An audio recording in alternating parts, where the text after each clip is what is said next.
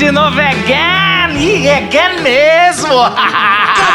Aqui é Marcos Botelho no podcast Glocal Encurtando Distância. Hoje num quadro novo chamado Gabinete Pastoral. Como é que funciona, Marcos? As pessoas mandam perguntas, mandam questões pra gente via internet, via cartinha, e a gente lê, pombo e a gente correio, responde. e-mail, pombo correio, e-mail, WhatsApp, telegrama, tudo. A gente vai ler, responder com muito bom humor e também um pouco sério. Mas a gente vai fazer esse bate-papo aqui, ser muito legal e muito descontraído. Fica com a gente porque meu nome é Marcos Botelho, eu já falei isso. Eu não estou sorrindo. E a minha pergunta que eu vou fazer hoje é: todo gabinete pastoral precisa aparecer com uma sala de psicólogo? Meu nome é Simval, eu sou pastor também. Estou plantando uma igreja no Ipiranga, aqui em São Paulo. E tenho bastante experiência no gabinete pastoral. Minha pergunta é: as confissões feitas no gabinete têm sigilo garantido? Eu sou o Gustavo da Hora, também sou pastor. Gosto muito dessa área aí de aconselhamento, principalmente quando as pessoas me aconselham. Isso é muito bom. Mas a pergunta que eu tenho é assim, já vi algumas pessoas falarem assim: eu orei para que, se não fosse de Deus, que ele me impedisse. Vocês acham que isso funciona? Meu nome é Renato Pérez, eu sou o único que não sou pastor aqui, apesar de ter teologia, de ter estudado teologia, o que não quer dizer muita coisa. Ou quer dizer muito, né, no dia de hoje. E a minha pergunta é: aconselhamento no olho dos outros é refresco? É isso aí. Essa e outras questões serão respondidas e zoadas ou não depois da vinheta. Está no ar. Cultura, espiritualidade, impacto social. Glocal Podcast.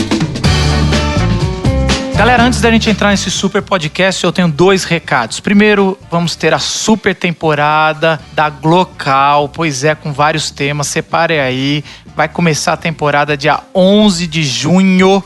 Separa na sua agenda, a gente vai ter 2 meses aí de Glocal no Teatro Vira da Lata. Toda terça-feira, 8h30 da noite, você é nosso convidado aqui de São Paulo. Uma segunda coisa, para você entrar nos próximos podcasts do Gabinete Pastoral, mande suas histórias, mande histórias com contexto. A gente vai mudar o seu nome, mas manda. Quanto mais bizarra a sua história, quanto mais legal a sua pergunta, mais legal fica o nosso podcast. Ouve o nosso podcast, mas já manda. Onde você pode mandar? Manda para glocaloficial@gmail.com ou aqui nas redes sociais, no Instagram, Facebook, no DM, e a gente vai montar a nossa pauta para o próximo Gabinete Pastoral.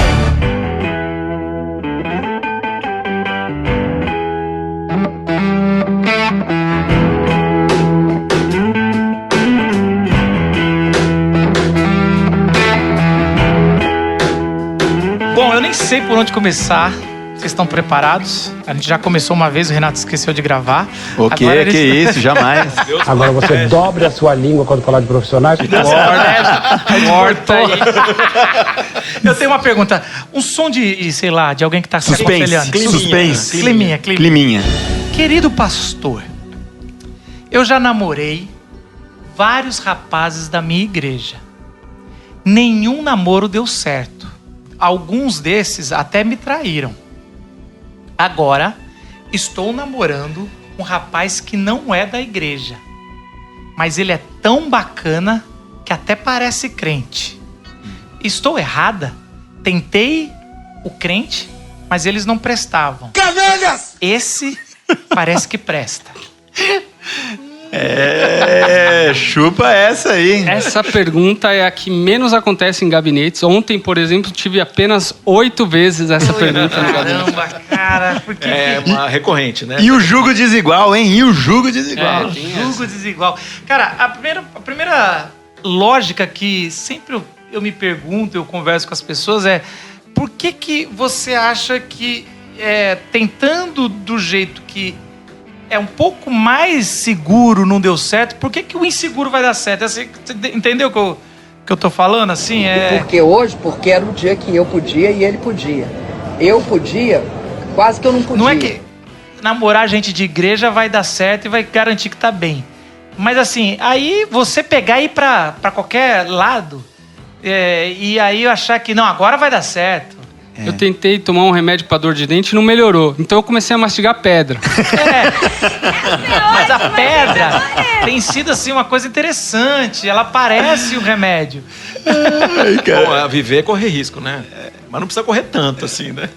Não, e é interessante que a gente, lógico, toda Tem alguma exceção coisa à que... regra tem ela comprova a regra, Claro, né? claro. E a gente sempre tem um amigo que namorou, uma amiga que namorou alguém que depois virou crente. A gente sabe disso. Ou mesmo que não virou, né? Vamos dizer que tinha alguma... Que era muito mais... Humano, muito melhor mais, como marido, né? Muito mais... Isso aí não é... Não tem nenhuma era tão regra machista, contra isso, né? né? Não era tão- Por exemplo.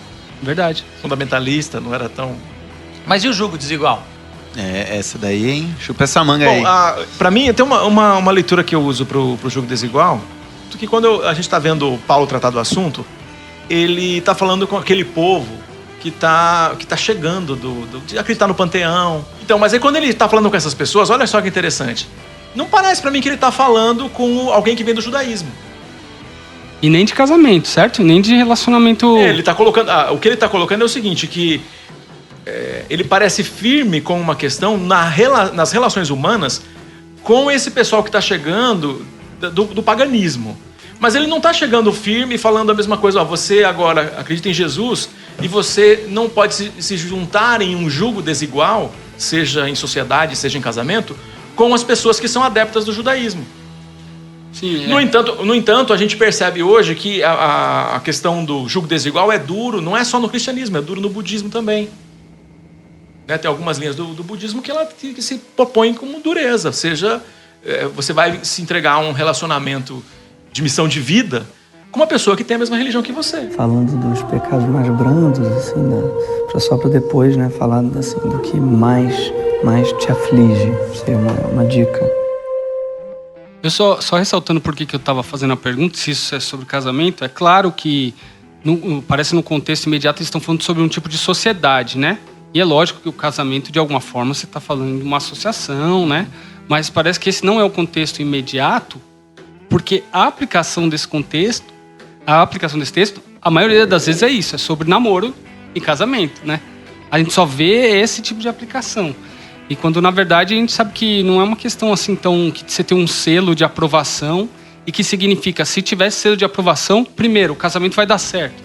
Segundo, ele vai ser uma boa pessoa, né? Ou ela vai ser uma boa pessoa. Quer dizer, nada, não estamos falando nada disso, né? Não tem nenhum desse tipo de garantia. E quantos relacionamentos a gente conhece que foram bem, tudo legal por 10 anos, 15 anos, 20 anos, mais ainda, e de repente uma crise, seja gente que é julgo igual ou desigual, a crise vem depois de 30 anos e as pessoas se separam.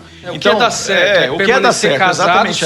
Somente Eu quero saber uma coisa, vocês estão aconselhando então a ficar o namoro? Porque tem uma pessoa se pedindo conselho que namorou algumas pessoas da igreja e ela veio até vocês no gabinete pastoral e falou que o namorado dela é gente boa, não é da igreja, não tá querendo ir na igreja e é isso.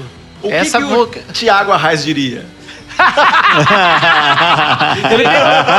Sempre me vem essa dúvida. Ele tem um bom vídeo. Eu olhei a tristeza nos olhos e sorri. Ele tem um vídeo sobre Eu olhei isso. a tristeza nos olhos e disse sim. E disse sim. Eu olhei a tristeza nos olhos e escolhi esperar. Eu acho o seguinte, ele tem um bom vídeo, né? Mas eu penso, primeiro que isso pra mim é muito mais um conselho, ainda mais que tá vindo depois da graça, do que uma lei. Então, e é um bom conselho. Cara, é o melhor conselho que você tem. Se você vai fazer uma aliança, verifique os princípios com quem você está fazendo essa aliança para ver se estão alinhados.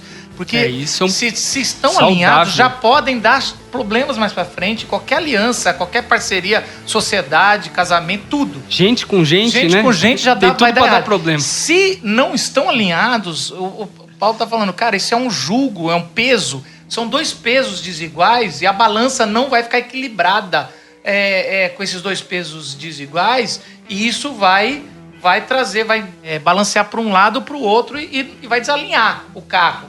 Vamos dizer assim. A ideia do jugo dá isso. Você vai sobrecarregar uma das partes, vai ficar mais tentando ir para frente, a outra segurando isso, mais o ritmo. Um dos bois vai parar. Essa isso aí que vai. E aí, o trabalho conjunto não vai ser feito. Então, isso é um conselho. Então, eu sempre falo assim, que assim, eu sempre desaconselho qualquer pessoa a namorar alguém que é sério na igreja. Eu conheço muita gente muito infeliz, com vários problemas no casamento, porque um dos maiores problemas é depois que tem filhos, quem leva para a igreja, a outra pessoa não vai na igreja, acaba tendo alguns problemas com criação, com doutrina. Então, é uma coisa bem mais complicada do que parece. Mas não é um peso. Eu não estou querendo dar mais um julgo. Não é uma lei, né? Na verdade, tem essa lógica de você vai ter consequências, né? Você estando alinhado vai ter consequências. Por exemplo, você citou esse negócio de dificuldade para trazer para a igreja. Às vezes a gente, como cristão, né? Um esposo cristão, uma esposa cristã, a gente tem dificuldade com isso, né? Para organizar, para sair, para vir para a igreja, questões logísticas, questões de criação. Quantas e quantas coisas você vai decidir é muito difícil, porque cada um, mesmo que você tenha uma origem cristã, você tem, às vezes, jeitos de criar diferentes. Como é que você lida com isso, né? Então, eu acho que o conselho é muito mais nesse sentido. Você precisa verificar uma série de bases, não todas, né? Vamos dizer assim, que é impossível você achar alguém 100% compatível, mas algumas bases dizendo, isso aqui dá para negociar? Dá. Isso aqui dá para negociar? Não. Vamos entrar nessa junto? Vamos. Então vamos. Um amigo do coração, hoje, eu me lembro da gente se encontrar numa festa e ele vinha falar de um relacionamento que ele estava já há bastante tempo e ele fez essa pergunta, falando sobre, será que é essa pessoa mesmo para viver para sempre e tal? Como é que eu sei que essa é a pessoa? Eu falei para ele, bom, imagina a tua vida daqui a 10 anos, o que você vai estar fazendo daqui a 10 anos? Onde você vai estar morando? Qual é a tua profissão hoje? Que tipo de cidade você vai estar? Eu falei, eu vou estar num grande centro urbano, de algum lugar do Brasil ou do mundo. E o que você vai fazer com a tua família no final de semana? Que tipo de passeio que você vai fazer? Eu acho que eu vou na igreja, Daí eu falei, com essa moça que você está agora, é compatível em morar num grande centro urbano? Tem Sim, vida de igreja, vai ter filhos? Ela não curte muito esse negócio de ser mãe. A igreja também não, e ela quer morar na beira do mar. Ele falou assim, foi desanimando nas respostas. É um jogo desigual, né? Ele foi desanimando nas respostas. E era uma moça que tinha a mesma fé que ele. Independente da confissão de fé nesse caso, é verdade. E normalmente rola essa fantasia de que a hora que casar vai dar certo. Não, a gente se alinha. Não. Aí vem aquela de, né? A hora que tiver filho, vai dar certo. Falando dos pecados mais brandos, assim, só para depois, né? Falar assim, do que mais te aflige. Seria uma dica. Outra pergunta? Outra. Manda aí que eu vou matar no peito. Brasil. Querido pastor, minha amiga é cristã, católica. É possível alguém ser cristão, católico? Cara, que loucura. Essa é a pergunta? Caraca, mano. Sim, próximo. Vamos lá. Vamos bater a meta. Vamos bater a meta e a gente dobra a meta depois. Se as respostas sempre forem sim ou não, a gente responde muito rápido. O mundo é mais cinza do que preto e branco. Verdade. Então, mas o que está por trás é essa questão de querer saber um pouco de quem que tá certo, quem tá errado, né? Uma pessoa que se diz crente, cristã, provavelmente está se colocando num grupo diferenciado de outra pessoa que se diz católico, cristão, né? E aí tá colocando essa dúvida aí, né? É possível uma coisa e outra? E aí eu acho que... Qual que é o critério que você vai usar para responder isso? É uma pessoa? Você está julgando uma pessoa? Você está julgando uma doutrina? A doutrina de uma igreja da qual ela faz parte? Né? Como é que a gente faz isso? Lembrando que até 1960 quem perguntava isso eram os católicos, né? É ótimo, gente. Eu ser cristão e protestante? É claro que não. Essa seria... Aceita protestante, né? A discussão por trás está a questão da adesão religiosa. Sim. Mais do que se é cristão, se é de Jesus. A questão para nós reformados é se a pessoa é de Jesus ou não. E não se ela tem uma adesão religiosa por algum modelo de fé, católico, ortodoxo, protestante. Mas o que é ser de Jesus, né? Porque aí também a pessoa poderia dizer isso, né? Ah, quem está se dizendo e é de tal determinado grupo, aí você pode colocar. Hoje o espectro é grande, é vasto. Você fala igreja universal, igreja, né? Alguma outra igreja televisiva, uma igreja que às vezes é considerada seita aqui, a outra ali. Como é que é isso, né? O que está por trás dessa pergunta se a pessoa fala, eu sou de Jesus, e aí? Ser cristão pode ser desde espírita, né? Sim. Eu vim de uma família de missionários, né? Então, lá em casa o problema era pior, porque se todo mundo é cristão, se a gente aceitar o católico como cristão, e aí a gente não tem mais trabalho para fazer. A gente não tem mais o que fazer, não tem a grande comissão, tá todo mundo evangelizado já, não precisa mais fazer. Então, aí a gente tem duas opções. Ou começa a achar que só a nossa denominação, que tem muitos assim, que a própria denominação, só a denominação, aí pede para batizar de novo, pede para fazer coisa. Então a gente vai... não é? Pedir para batizar de novo o meu jeito é o jeito cristão de ser e o seu jeito não é. É isso que faz. Uma coisa básica, né, do cristianismo, que é o batismo, né? Se questiona. Exatamente, é isso aí. O senhor não valeu. E aí pede para fazer algumas coisas de novo e você tem isso. Começa a se transformar numa seita, né? Você só o meu que é e ninguém mais é. Ou você começa a questionar todo mundo. E aí eu acho que esse é um caminho talvez mais saudável que eu responderia para esse seu amigo aí. Eu falaria, cara, e quem é? Talvez o único cristão morreu na cruz. Nossa, você que teve essa ideia. Você viu? Cara, você é inteligente, hein? Nietzsche até. Parecia do Nietzsche, mas não, do último podcast aí. E nos nossos dias em que esses extremos, eles têm tomado muito espaço, né? Então, o lance do dogma, dessas igrejas que se reúnem em torno de dogma, doutrinas e tudo mais, você começa a ir caminhar para esse lado. Vocês falando... Eu me lembrei até dos missionários católicos chegando aqui na colonização das Américas. Eles tinham um documento que eles liam para quem eles evangelizavam. E aí, se o cara assinasse embaixo daquele negócio ali, tava ok. Se não assinasse, eles tinham carta branca para matar o cara. Mas valia impressão digital ou X? É o que eu quero saber escrever, né? Tinha que ser alfabetizado. Tinha reconhecimento de face? De firma. Foi aí que começou os cartórios? Malditos cartórios! Malditos cartórios! Mas eu sempre falo uma frase que, assim, ainda bem que a gente não é salvo pelo que a gente acredita. Porque se a gente pegar o nosso histórico e começar a lembrar coisas que a gente acreditava alguns anos atrás, né? A gente ia começar a questionar a nossa salvação. Fala mais que a gente não é salvo pelo que a gente acredita. Eu acho que os ouvintes querem ouvir mais. Só pra gente entender melhor. Dá essa cordinha pra ele. Dá essa cordinha. Vai enrolando em volta do pescoço. Glória. Quando a gente entende a questão da salvação... Glória a Deus. Quando a gente entende a questão da salvação pela graça, a gente tem que enfrentar um segundo desafio. Primeiro, então, entender a salvação pela graça. E segundo, é entender que a gente não faz manutenção da salvação pela lei ou por obras. Que não seja pela graça, isso, né? Então, não tem obras não salvam a e santificação. obras não fazem a manutenção da salvação. Então, é pela graça que consigo ficar em pé. Sim. Como cristão. Pela graça que mantenho a minha relação com Deus. E aí eu acho que tem uma coisa interessante nisso daí, que é o seguinte. Eu tô pensando nisso. Qual é o meu objetivo com a pergunta? Eu gosto muito que Jesus, ele ia, às vezes, naquilo que a pessoa não disse, né? Então, assim, se o meu objetivo é essa de separar quem vai pro céu, quem não vai, isso é fortemente desencorajado pela Bíblia, para não dizer proibido, né? Que é isso, e Jesus fala isso não por uma questão moral, não façam isso, porque é feio. É quase dizendo assim, vocês não vão conseguir. Vocês não têm como separar o joio do trigo. É isso que tá ali naquela comparação que ele faz, né?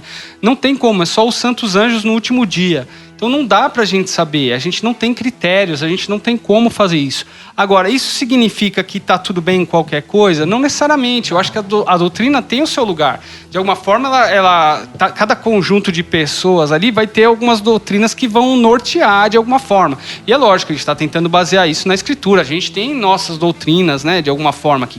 Então o problema não é a doutrina, o problema primeiro é a intenção por trás da separação. Quer dizer, eu vou legislar, então quem está certo e quem não está. Em outras palavras, eu decido quem vai para o céu e quem não vai. Ou eu pelo menos sei os critérios.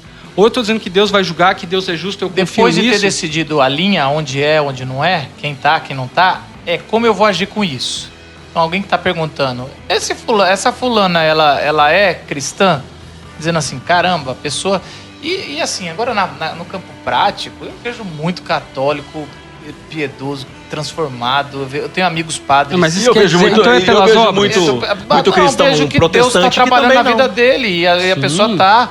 E eu vejo padres que realmente foram transformados. Então assim... Mas, de novo, e você eu tem vejo como muito- avaliar? E assim, não tô avaliando, mas tô vendo frutos, né? Sim, pelo E eu fruto tô falando conhecereis. assim, pô, parece que é uma árvore boa. E também não acho que é o nosso Mas papel. não é a gente que determina. E a né? gente não é o nosso papel, e o nosso papel é sempre... Que eu acho que cai um pouco naquela primeira pergunta, Sim, né, cara? sim. Porque assim, o que... E é desigual ou não é esse julgo, né, cara? Assim, pô, calma aí, né, cara? Já tá fazendo muitas linhas. A gente constrói muitos muros, né, velho? Então, é o problema do fundamentalismo, né? Que eu explico que é a paixão pelo fundamento. Tipo, e não o porquê do fundamento, né? E não pela pessoa. Lembrar Não. que Jesus ficou com as pessoas e não ficou com os caras da lei. Exatamente. Porque a gente tem muito essa tendência de se apaixonar pela forma da lei, da doutrina. E por que a doutrina tá lá? Essa que é a pergunta. Falando dos pecados mais brandos, assim, só para depois, né, falar assim, do que mais te aflige. Seria uma dica. Eu tenho uma pergunta aqui, que é a seguinte. Pastor, eu quero ter certeza de que ela é pra mim. Uma outra pergunta que eu vou juntar aqui. A pessoa colocou aqui. Orei por um relacionamento e pedi para que, se não fosse a vontade de Deus que eu começasse esse relacionamento, que Deus me impedisse. Ou tirasse isso do meu coração. Deus não tirou. Mas o relacionamento depois deu errado. O que eu faço? Deus mentiu? Caramba, velho, tem Pesado, isso. né? Eu postei uns memes um tempo atrás aí disso daí, assim, Deus, se não é pra eu namorar ele, me dá um sinal, e caiu um poste em cima da mulher, a mulher tava esmagada embaixo, você viu aí? É mais ou menos assim, cara, o pessoal quer... Eu vejo isso, isso acontece muito. Lógico, às vezes não tão assim, escancarada, uma pergunta assim, mas por trás de muitas perguntas no gabinete pastoral tem esse jeito infantilizado de lidar com Deus. É um jeito onde você não quer tomar decisões. Você quer que Deus tome as decisões por você. E Deus, muitas vezes, na Bíblia, não toma decisões. Ele dá princípios para que a gente tome decisão. A gente tem essa livre-agência, essas decisões para tomar na vida. E ele dá princípios, mas ele não vai ficar eu devo escolher esse trabalho ou aquele, eu devo morar em São Paulo ou em Curitiba, eu devo não sei o quê. Cara, Deus está dando um princípio de vida para você e você pode seguir através desse princípio, tomar suas decisões e ser responsável pelas suas decisões, sem ficar falando, Deus, eu vou agora botar ali, sei lá, se amanhecer chovendo... não é pra eu ir trabalhar. Tem muito isso, cara. Outro caminho, né? Outro caminho ao invés, você coloca no campo, você abstrai, né? Você coloca no campo da espiritualidade, faz uma oração e uma conversa com Deus. Se passar o carro vermelho, a resposta é sim ou não. Se passar o Fusca azul, você dá um tapa.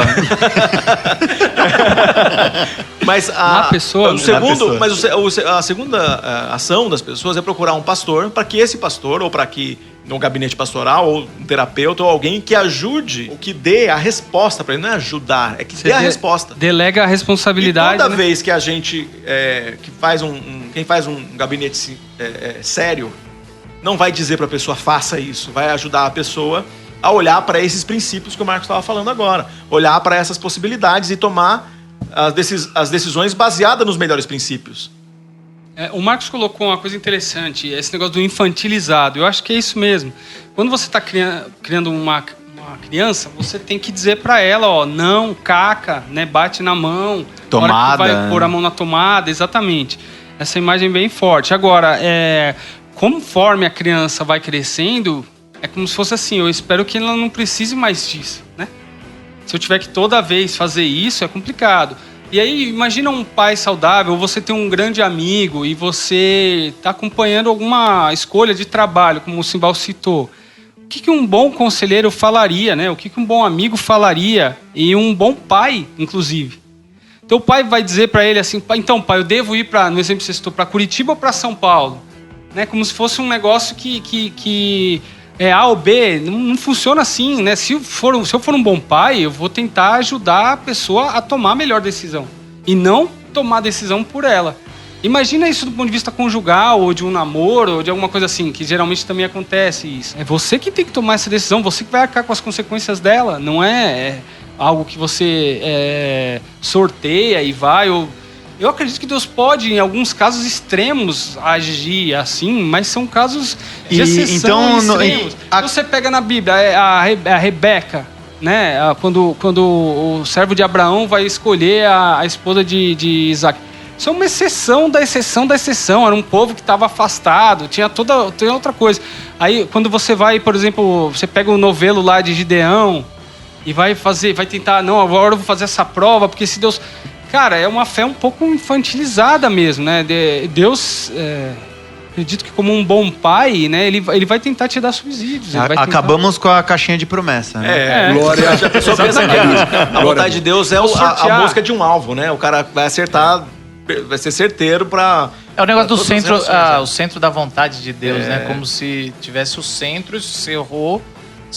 Agora, uma coisa que é bom deixar aqui, para os nossos ouvintes, é que todos esses textos que o Gustavo citou e muitos outros, mostra que Deus está interessado na sua decisão e está preocupado na sua dúvida. Não é que Deus não está nem aí com isso, te dei princípio, se vira aí igual um professor que passou já a matéria, agora se vira aí no teste. Não é um teste. É por isso que é um pai, né? Ele está caminhando com você, ele está preocupado, você pode voltar às origens, a oração ela é super válida para tomar decisão.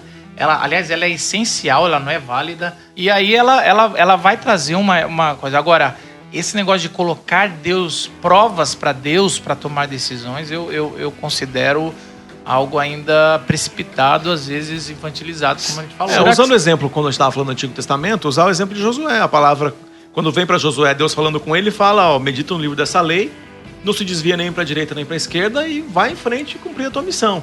O lance é que a gente não quer ficar parado, não está meditando no texto dessa lei, não está olhando para o que a palavra ensina para a gente, e a gente quer uma resposta, ficando parado. A vida é ativa, é dinâmica, tem coisas para você fazer imediatamente, e às vezes as pessoas estão tomando decisões por parâmetros que não são aqueles que estão na lei. Por exemplo, alguém fala, eu vou trocar de emprego porque naquele outro trabalho eu tenho mais dinheiro, eu vou ganhar mais dinheiro, eu vou ter um plano de saúde melhor, eu vou... Deus abriu essa porta, é certeza que é de Deus. Mamon também, né? Se a gente chamar Mamon como essa entidade que tem a ver com dinheiro, Mamon também vai dar toda a oportunidade do mundo e mais dinheiro ainda, que provavelmente essa oportunidade que você vai dizer que foi Deus que te deu porque tá dando mais dinheiro. Então, necessariamente tem porta que abre, que é muito recurso, mas que você vai virar um escravo do teu trabalho. E com o agravante de que se der tudo errado e você chegar à conclusão de que, caraca, como é que fica Deus nisso? Não, então se machuca, eu já vi muita gente se machucando com isso daí, cara. Esse é o principal cuidado pastoral que eu tenho diante dessa pergunta, né? Às vezes as pessoas já chegam machucadas. Quer dizer, foi Deus que me mostrou e aí deu errado. Não é mais Deus? Primeiro, assim, se for uma decisão que é uma decisão acertada, supostamente, cara, não quer dizer que não vão ter aspectos negativos daquela decisão. Com certeza. Né? Tá aí o casamento pra provar isso. Dá trabalho, né? Dá trabalho. Então você imagina assim, na primeira dificuldade que você tem no seu casamento, você falar, pô, não era Deus. Não era Deus. Que isso, né? Então assim, tem uma série... E isso é bom, porque eu acho que esse é o primeiro motivo pelo qual Deus não responde essa pergunta. Com quem que eu devo me casar? Porque depois ele sabe que você vai, a mulher que o Senhor me deu. Isso já aconteceu. Já teve. Vai ser uma novidade. E a segunda questão é que assim, qual o critério pra você dizer que deu errado ou que tá dando errado? Vai dar sempre errado. Em qual sentido? Vai ter dificuldades. No mundo a gente vai ter Nisso eu gosto do Instagram que o Renato sempre recomenda. O coach de fracassos. Coach de fracassos. Sempre se tem chance de dar errado, vai dar errado. Um dia desse um amigo meu, eu tava falando com ele falou, mas o pior já passou. Não, o pior está por vir. Falando dos pecados mais brandos, assim, só para depois, né, falar assim, do que mais te aflige. Isso é uma dica. Agora tem mais uma aqui. Pastor, bebo escondido. Meus pais são pastores e não concordam com a bebida alcoólica. E nem minha igreja. Ah, é alcoólico, então? Pensei que era outras coisas que a pessoa bebe um chá de cogumelo. Isso. E eu bebo escondido. Seria errado esse consumo somente longe da minha família e dos meus pastores? E aí? Primeiro que assim, é legal, é importante, né? Colocar algumas coisas. Vai fazer essas coisas erradas aí que a Bíblia diz que é errado. Foi o que diz que é errado. Você tem várias linhas, né, dentro do próprio cristianismo, isso, né, com relação à bebida. Esse é um ponto importante. Né? A Escritura, ela aponta momentos em que você tem uma celebração clara, por exemplo, de um casamento, Jesus multiplica vinho, você tem a ceia e etc. E tem momentos em que ela orienta quanto ao uso do álcool, quanto que isso pode prejudicar, né, as pessoas. Então, partindo desse pressuposto... Acho que as duas orientações não embriagueis. Sim. Com vinho que pode gerar contendas. E quando for selecionar os presbíteros, que não seja alguém levado ao vinho. Que não seja alguém que é muito cachaceiro, né? Essas são as duas recomendações. Mas é bom salientar que nenhum lugar da Bíblia proíbe bebidas alcoólicas. Muito pelo contrário, a ceia tem uma bebida. Posto isso, a bebida... E que é possível, várias linhas também, né? Vamos dizer, existem várias linhas de tradição, onde o álcool em muitos lugares foi muito prejudicial. Isso, posto isso, a história da bebida alcoólica em vários lugares e no Brasil destruiu muitas famílias. Então tem várias linhas aí, não estamos banalizando o beber bebida alcoólica. Mas aí a gente tem o problema. Alcoolismo é uma coisa. Isso. Poder beber ou não é outra. O fato de ingerir qualquer dose de bebida alcoólica, ele se torna automaticamente um pecado. Exato. E aí o que eu queria colocar mesmo, ainda dentro das ressalvas, é um pouco disso, né? Então você tem várias tradições religiosas onde isso é colocado como um grau de sobriedade espiritual, inclusive. Sim. Então, não é tão simples, de repente, para você que tá da tradição onde você vem, ouvir uma resposta, seja sim ou não, pode ser bem comprometedora. Mas aqui a gente está tentando falar com base na Escritura, como o Marcos colocou aqui, né? A gente não tem uma proibição taxativa em relação ao álcool. Eu vou dar uma resposta aqui, claro, se fosse no meu gabinete, eu falaria assim: mano, vai no gabinete da tua igreja e faça essa pergunta. O que eu quero dizer com isso? Pode parecer um lavar as mãos, mas eu acho o seguinte. Eu acho assim, a partir do momento que alguém se submete a uma liderança, a uma igreja, a um conjunto de interpretações bíblicas, aonde as pessoas estão ligando e desligando, são pessoas que estão ali, pessoas sérias, aonde você está vinculado a uma igreja, onde você está contribuindo com sua ajuda financeiramente, ele está lá, você confia e é uma assembleia, as pessoas, a comunidade elegeu quem está lá. Estou falando de igrejas sérias, não estou falando de igrejas malucas. Igrejas sérias, que teve eleição, tem prestação de conta e tudo. Você está lá, você está sob as orientações dessa igreja. Então, eu acho que mesmo que... Eu tenho essa interpretação que é quase como um pecado temporário, mesmo que isso não seja um pecado geral, você está tendo um pecado que é uma insubmissão a um corpo que você se declarou, reconhece como autoridade. Então aí já é um problema. E tem aquela questão de consciência também que Paulo fala, né? Isso. Que na real não é relativizar a coisa, mas assim, caraca, o cara tá preocupado com isso, né? Na dúvida, cara. Na dúvida é melhor você não fazer, cara. Aí, né? A Bíblia fala que o que não for por fé é pecado. Então, nesse sentido, na dúvida, se você tá titubeando, cara, então... resolve isso aí. Resolve isso aí. Algumas denominações colocam isso quando a pessoa decide que vai se tornar membro, ele reconhece se abster de bebida alcoólica. Sim. Então, é possível que esse rapaz está falando da experiência dele nesse lugar. Então, esse conselho que o Marcos está dando. Agora, tem outras coisas que as pessoas aí arriscam, algumas coisas que nós temos na palavra que não cabe.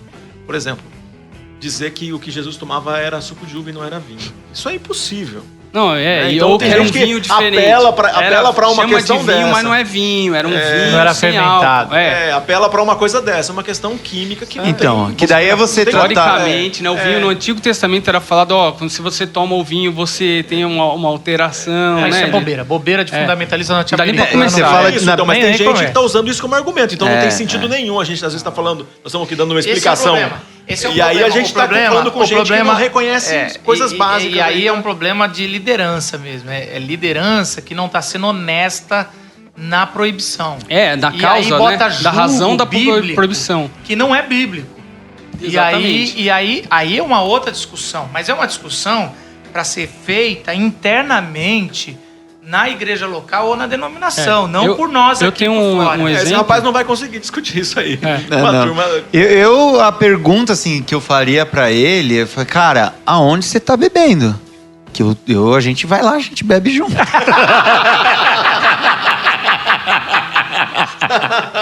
Ele diz que é escondido. Não, mas falou que é escondido? Dependendo, né, Renato? Dependendo. Dependendo Alguém e perguntou- tá em alguma perguntou- coisa, já não... Alguém perguntou pro Renato se beber era pecado. Ele falou: Depende qual da marca. cerveja? Qual? Tem milho. Aí é Acaba impureza. com Eve.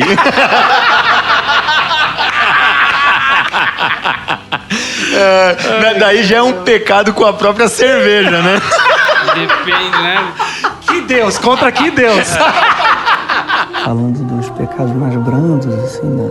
Só para depois, né, falar assim, do que mais te aflige. Seria uma dica. O que aconteceu comigo, assim, numa das comunidades que eu fui parte muitos anos, tinha isso, né? A liderança colocava isso, né? Na própria liderança tinha uma divisão. Alguns achavam que deveriam se abster e outros achavam que não. E era muito interessante. Aí a razão era diferente. Você colocava assim, tem pessoas aqui que tiveram histórico com dependência, né? Química e que envolveu o alcoolismo, né, também, mas que de alguma forma foi uma opção da pessoa. Para não escandalizar essa pessoa, eu prefiro não ficar só dosando se eu faço na frente dela ou na frente dela. Tem que ficar me vigiando se quem tá vendo ou não.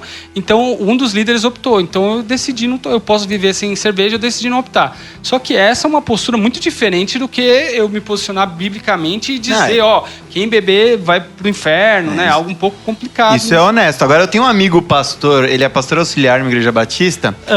Eu sei que chega cada caixa de vinho lá no nome dele em casa, bicho. Por quê? Ele não manda pra casa dele nem Porque pra igreja? a esposa dele não tá em casa, né? Aham. E ele passa a semana na igreja e os caras... Ele acho que assina essas assinaturas de vinho, né? Wine, não sei o que lá.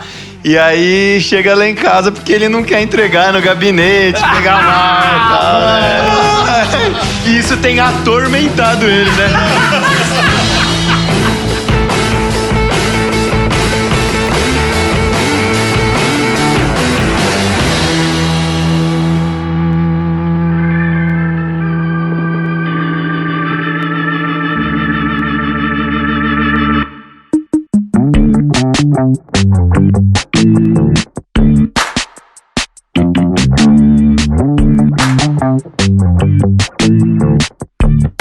Querido pastor, nos últimos 3 meses eu deixei de ir na igreja por questões de trabalho, mas tudo tem dado errado na minha vida desde então. Eu posso estar sob algum tipo de maldição? Como resolvê-la? Acho que aí a primeira pergunta é qual a igreja, né? Dependendo da igreja, pode estar mesmo. Ou pode ter saído da maldição. Ou qual trabalho? Ou qual trabalho, Mas essa pergunta é muito mais comum do que a gente pensa, cara. Isso daí chega muito aqui. Você já teve isso às vezes? Começa a dar tudo errado, você começa a fazer um checklist. Peraí, cara, eu devo estar com alguma coisa aqui. Eu, às vezes, tenho uma sequência, dependendo, eu começo a rir, às vezes. Eu falo, tá, né, Deus? Tá bom. Né? E às vezes não é. Às vezes é uma coisa que a gente tá sujeito de qualquer forma. Não necessariamente a gente fez algo errado, né? Ou necessariamente fez algo certo e tá sendo perseguido por causa disso. A gente tá sujeito a várias sequências de coisas randômicas e, às vezes, elas parecem que vêm em sequência mesmo. Quando as coisas vêm em sequência positiva, a gente chama de bênção. E fazer um negócio bem sucedido, de um carro, de qualquer equipamento, sei lá, Mas você sempre fala que você foi abençoado em fazer uma coisa e que quando deu certo, você fala que você foi abençoado. Então, naturalmente, o oposto disso, quando você faz um negócio e dá errado, você pensa que é amaldiçoado. Mas quando a gente olha para o mundo em geral, a gente vê um montão de gente fazendo negócios bem-sucedidos e negócios que não são bem-sucedidos. Então, nós estamos num ambiente, por que não comigo? Porque se rouba... as pessoas são fiéis ou infiéis, né? Isso, se rouba tantos mil carros em São Paulo por dia, por que não comigo? Nunca a gente faz essa pergunta, né? Por todo mundo. Se tanta gente descobre que tem câncer, por que não comigo? Então a gente tem que olhar para isso. Comigo, é verdade. Não, eu acho assim, por trás dessa pergunta tem uma teologia muito frágil e muito falsa, que é que Deus está protegendo só aqueles ali que ele quis, que selecionou. Ou que estão correspondendo, né? E que se ferre o mundo, deixa destruir. E isso é uma teologia muito perversa, de que assim... que é do corpo fechado, né? Eu me converti, eu vou nessa igreja, e as igrejas hoje, algumas neopentecostais, ela tem esse discurso de dizer, vem aqui que a gente vai fechar o seu corpo, você vai ser blindado. Nós temos 12, 13 milhões de desempregados no Brasil, mas a gente vai conseguir um emprego para você. Não devo nada a você. Não nasci na sua casa. Da guarda. Você vai ter um carro, sendo que você não tem dinheiro. Então, assim, você vai ter saúde numa epidemia. Então isso daí é todo um discurso falacioso que tá por trás disso aí, e esse tipo de igreja tenha fiéis para arrancar dinheiro. É apenas um mercado, não tem nada a ver com Deus isso. Essa teologia ela é mercadológica, ela é feita baseada no medo, em promessas falsas, para arrancar coisas das pessoas. Então, assim, todos nós temos um pouco disso. Eu prego sobre graça, prego coisas, mas quando vê uma sequência de coisa ruim, eu sempre penso, eu dei o dízimo, sabe assim, coisas que tão óbvio que não tem nada a ver, mas a gente dá um checklist para dizer, vai que, né? E tem essa coisa também de você achar que quando você tá de bem com Deus, nada ruim vai acontecer, né? E tem o contrário também, né? Quando tá acontecendo algo de ruim, necessariamente é Deus trabalhando, né? Eu acho que isso é importante desmistificar, porque eu acredito que Deus pode trabalhar em qualquer circunstância, mesmo na nossa vida. E na nossa vida vai acontecer coisas boas e coisas ruins. Sequências boas e sequências ruins. É quase que assim, né? Então não é necessariamente, uma Deus tá, na outra Deus não tá, ou o contrário. Deus ele está em todas. Essa é uma das coisas. Agora, talvez passar por uma sequência de coisas ruins sem Deus é pior do que passar uma sequência de coisas ruins sabendo que não são aquelas coisas que tem a palavra final, né? Isso é um pouco diferente do que um triunfalismo. Quer dizer, não vou passar por nada porque Deus está comigo, né? A gente está lidando, lembrar da nossa natureza aqui, né? O pano de fundo que a gente tem no nosso país, a gente tem toda uma construção de mau agouro, né? Uma construção de quebranto, mística, supersticiosa, né? De colocar uma fita vermelha, aquela parada que vem da nossa fundação, assim, de raça, né? Os indígenas têm essa construção. Proteção, né? De alguma forma. Toda a população que foi trazida como escravo tem essa herança que traz pra gente, e a gente fica lidando com isso aí o tempo todo. Os europeus têm muito isso Os também. europeus, os portugueses, os caras que vinham navegando. Então tudo isso é uma construção de superstição tão grande que quando entra... Aqui é um campo fértil para esse modelo religioso, onde você tem que ir para um sacerdote, para uma pessoa quebrar isso aí. Alguém e aí tem uma roupa, poder, né, uma roupa que rompe essa magia, tem uma fita que você usa, aí um montão de coisa que o pessoal vai inventando. Mas aí a gente vai ficando preso nesse negócio. Aí tem uma maldição que tem a ver com o trabalho que não dá certo, ou trabalho que tá difícil, né? Então imagina, na condição, como a gente estava falando agora, de um desemprego tremendo no nosso país, as condições de emprego também pioram. Né? É verdade. Sim. Então, a gente já sabe que tem um montão de gente que está empregado numa condição ruim, mas é melhor naquela condição ruim do que estar desempregado. E aí a gente vai olhar a pessoa falando, estou sob maldição no meu trabalho. Não, você está numa condição ruim, por quê? O desemprego está alto e a condição de trabalho piora por conta disso. Talvez a gente está sob a maldição dos nossos políticos. Hoje vamos falar de uma figura gliscroide, repugnante, um político profissional. Mas tem muito esse lance esotérico. Talvez, assim, não tô falando nem dessa época, né? Mas esse lance esotérico, eu acho que vem muito dessa mistura toda que é o Brasil, né? O Brasil é essa mistura de religiões europeias com africanas, com os indígenas, né? E até a própria Igreja Católica tem histórias assim, né? de índios que se convertiam, ele tinha visão com a santa, e aí essa santa virou a padroeira do índio, que hoje é uma santa lá do Panteão Católico. E essa santa tem a cara preta, e é uma mistura, né, da cultura daquele indígena e tal. E aí a gente acaba, carregando nas nossas percepções esse esoterismo todo. Então, é justamente como você falou, Simão. Eu quero fazer uma provocação aqui com os pastores. Mas tem algum tipo de maldição que está acontecendo às vezes? Eu acho que tem porque uma eu acho que assim, maldição. Tem sim. eu quero formular melhor essa pergunta. Por exemplo, eu acho que algumas decisões e alguns pecados que nós carregamos, algumas coisas que nós trazemos para dentro de casa, para dentro do nosso corpo, para dentro da nossa vida, para dentro da igreja, a gente está trazendo algumas maldições na nossa vida mesmo, e coisas, não é uma urucumbaca, mas existe algumas coisas que você mexe não só no que você faz, ele reflete no campo espiritual. Vezes que a gente vai lidar com pessoas, a gente tem que não só conversar com a pessoa e tratar a pessoa, conduzir a pessoa a um caminho, mas a gente tem que expulsar demônio. A gente sente que tem um peso na pessoa que não é do campo visível. Não existe maldição hereditária, eu não acho disso, assim, a pessoa nasceu com aquilo, mas as escolhas, o que a pessoa fez na vida, ela carrega aquilo lá, aqueles pecados que ela precisa, às vezes, até ir para casa, livrar daquilo lá, para que ela conseguir também poder estar mais leve. O que vocês acham?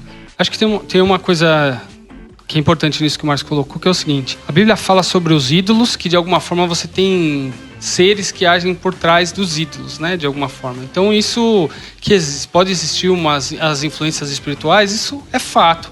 E aí vem desde a queda. E se existe uma maldição sobre a qual todos os seres humanos estão, é a maldição da queda. As consequências dela e a desconexão que isso causou com Deus.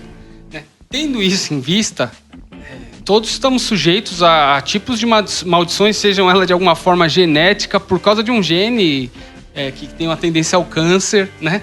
E tantas outras possibilidades que são genéticas, né?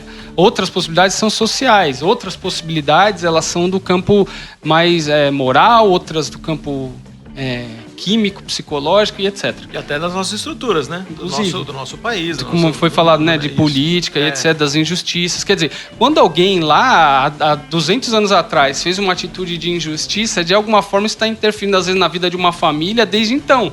Quando você fala de escravidão, por exemplo. Sim. De alguma forma, isso não deixa de ser... É uma maldição do nosso país. É uma maldição que, de alguma forma, isso tem consequências até hoje. Agora, de novo, né? Lembrando que aí é o recorte que a gente acabou dando. A pessoa, pelo fato de deixar de ir na igreja, né? Estou automaticamente sob maldição? Não necessariamente, não quer dizer isso. Então aí é uma coisa importante da gente trazer também essa... Se a gente ficar numa paranoia o tempo inteiro de será que alguém fez algum trabalho? Será que algumas religiões... Causa e efeito, isso aí não existe. Algumas não religiões assim, e algumas claro assim. igrejas exploram muito isso. Alguém fez algum trabalho para você e você vai precisar reverter isso de alguma forma. Agora, o que acontece? Eu já gosto dessa outra lógica. De alguma forma, tá todo mundo sob algum tipo de maldição. A gente vive num mundo que está sob maldição de alguma forma, afastado de Deus. E aí o que eu preciso? Eu preciso de Jesus o tempo inteiro. E não do tipo assim, se eu não procurar, eu vou estar sob maldição. Não, é uma coisa que de alguma forma, Jesus tem autoridade sobre toda a autoridade. E que de alguma forma eu preciso disso dele na minha vida o tempo inteiro. O que não significa que eu não fiz determinado ato religioso, então agora eu estou descoberto. Essa coisa muito causa e efeito. Causa e efeito o tempo inteiro, né? Eu não posso, ter que tomar cuidado, que se eu falar tal coisa, eu estou dando uma brecha. Calma, né? Esse negócio de amuleto, né? De frase mágica, de tanto para ritual, proteger, quanto de tudo que você vai fazendo e vai se livrando. Isso é macumba, não é fé cristã. Nós somos cobertos, de fato, como é uma frase comum, né, desse ambiente dos rituais. Nós somos cobertos, de fato, pelo sangue de Jesus. Sim. Mas essa cobertura e esse cuidado dele sobre nós tem a ver com a vida aqui e com a vida eterna. Sim. Tem a ver com enfrentar a luta daqui. Inclusive, as dificuldades, as aflições que esse mundo tem, que a gente enfrenta. Quando Paulo com diz Jesus. Que tudo posso naquele que me fortalece, ele está falando dessas aflições, né? Inclusive, eu consigo passar por uma sequência de coisas que eu já passei, né, o apóstolo dizendo. E não estou sozinho. E não estou sozinho, né, cara? Então não é que eu sou livrado delas, mas não significa que elas não me deixaram marcas. Falando dos pecados mais brandos, assim, né? Só para depois, né, falar assim, do que mais te aflige. Seria uma dica. Querido pastor, meu marido me traiu. Divorcio ou permaneço no casamento? Eita, Leila. Quem já não aconselhou alguém? Essa pergunta aqui é recorrente, é muito. Pode Dos ser. dois lados, minha De qualquer esposa. lado, minha esposa. E aí não só a marido. traição, mas às vezes também, né, de agressões. Agora, isso aqui... Hoje mais cedo a gente conversou aqui na equipe pastoral falando de uma situação dessa. E assim, antes da gente de eu responder, eu queria compartilhar uma coisa aqui. A gente tem brincado aqui, e esse programa é para misturar brincadeira e conselhos, trazer alguns temas. Mas como é difícil, às vezes, assim, o chamado pastoral, né, cara? Porque eu ouço muito mais essa frase do que eu gostaria. Agora vem a hora da confissão. E eu ouço muito mais a frase sobre abusos do que eu gostaria. Eu ouço muito mais divórcio. Eu não tinha... Eu brinco que quando eu era seminarista, eu tinha minha carteirinha que pagava meia, né? De estudante. E eu lembro logo que eu entrei na igreja, que eu era auxiliar do pastor, e assim, segunda semana que eu estava no pastoreio, e a gente foi numa UTI orar para uma pessoa que ia morrer. Ia morrer e a gente ia orar. E na UTI não pode entrar, mas existe uma lei brasileira que você mostra a carteira de ministro, você entra em qualquer lugar. Isso. E ele mostrou a carteira dele, o pastor titular, a gente foi lá e eu lembro direitinho que a gente orou pelaquela senhora e ela morreu na nossa frente ali, enquanto a gente orava. E ali eu fiz um paralelo. Putz, cara, mas foi questão de um mês atrás, eu tinha uma carteirinha que me dava meia no cinema, né? Agora tá me dando acesso ao privilégio de entrar numa UTI e orar por alguém que tá então, morrendo.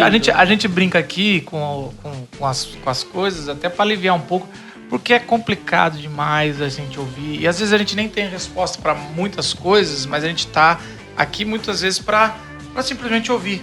Ouvir um coração de um homem ou de uma mulher que está extremamente machucado, do que botou todas as fichas, confiança em alguém que teve um caso de amor, não é só uma coisa, ou que tá tendo descobriu que essa pessoa teve um caso a vida toda, 15, 20, 30 anos, essa pessoa teve vários amantes, essa pessoa pegou doença, transmitiu para a esposa. A gente tem, eu ouço muito isso e é muito triste. E assim, eu sempre falo sobre o perdão. Porque o perdão de Cristo é o perdão. Mas eu acho que cada um sabe o seu tamanho do seu problema, cada um sabe o que está conduzindo, o que está vivendo. Cada caso é um caso. Eu sei que o casamento é um só. Eu acho que assim, a gente não está nos planos de Deus ninguém casar e se separar e tudo mais. Mas eu sei que acidentes acontecem. Eu não aconselho quase ninguém a separar, a não ser que seja caso de agressão. É quase que o caso do que Moisés fala, né? Foi-lhe dado o divórcio por causa da dureza do coração, né? Em outras palavras, a nossa realidade ela é dura e muitas vezes ela vai trazer situações onde se torna quase necessário um divórcio, né? Um caso de violência, de agressões, né? Constantes, não precisa nem ser constante, né? De todo tipo. Então hoje a gente vê que a realidade é bem mais complexa nesse sentido, né? Sempre foi, mas hoje a gente tem um pouco mais essa noção. Mas a questão é que o fato de existir um tipo de um propósito não significa que quem não está seguindo aquele modelinho de vida está fora dos alcançados pela graça, né? Então esse porque parece que a dúvida dela é essa, né? E agora, o que eu faço? Dentro de um contexto onde o divórcio não é bem visto, o que eu faço, né? Eu saio, eu divorcio, eu continuo? Que loucura é essa, né? Numa das ligações que eu recebi anos atrás, foi uma situação pesada de uma pessoa que foi traído no casamento. Depois dessa traição, tentou reatar e a traição continuou. E a conversa era, eu já perdoei várias vezes, né? Sim, Eu já né? perdoei várias vezes e não adianta. Como você chega com Então, uma resposta pronta pra isso, Pois né? você ouve a história da pessoa e o nosso coração se compadece, porque você vê a pessoa deu 2, 3, 4, 5 chances e você vê a escolha da vida daquele com quem a escolha era para uma vida toda, alguém está desistindo, né? E desistindo da pior forma, desistindo sem dizer eu desisto, ali como se estivesse querendo continuar, mas com uma outra pessoa também. Então sem dúvida nenhuma, uma situação bem difícil.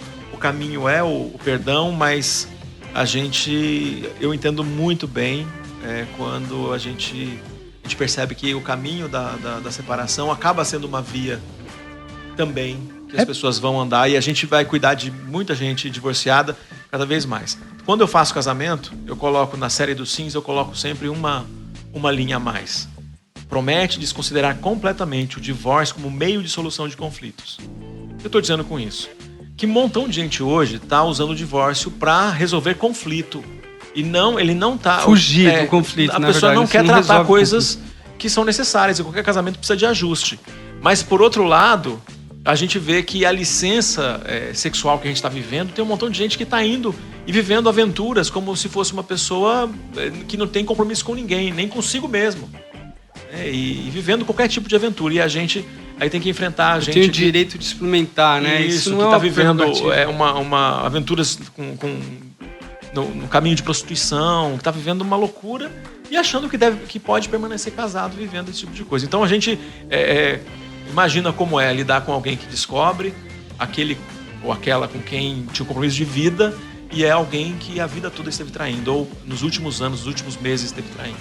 É interessante que um tempo atrás eu comecei a questionar algumas pessoas que estavam se separando, né? Não questionar, mas ir atrás, querendo saber o motivo, né?